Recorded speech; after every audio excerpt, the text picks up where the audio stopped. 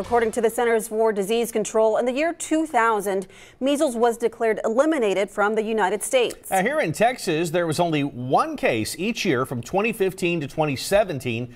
Last year, there were 9 cases, a jump that understandably has medical officials concerned.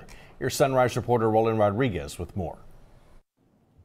Health officials are reporting more than 100 confirmed cases of the measles nationwide. In Washington state, more than 50 cases have been reported. Here in Texas, officials say around 7 cases have been confirmed, and that number is expected to rise. It was actually kind of predicted. There were some hot spots that were identified by the CDC that had high unvaccination rates. So it's not a surprise that we are seeing measles again. Measles are highly contagious and can be spread through coughing and sneezing. Measles can also linger for up to 2 hours. So one of the signs is very high fever, about 104.5 or even 105 or even higher. So fever, cough, coryza, which is a runny nose, and then conjunctivitis, where you have the red eyes, red crusty eyes.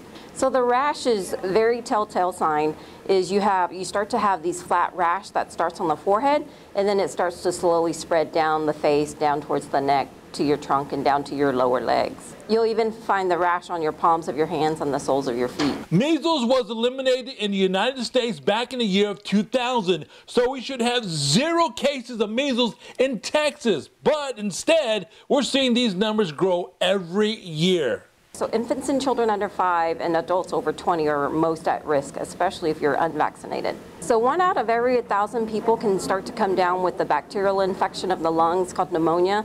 You can start to also have swelling in the brain.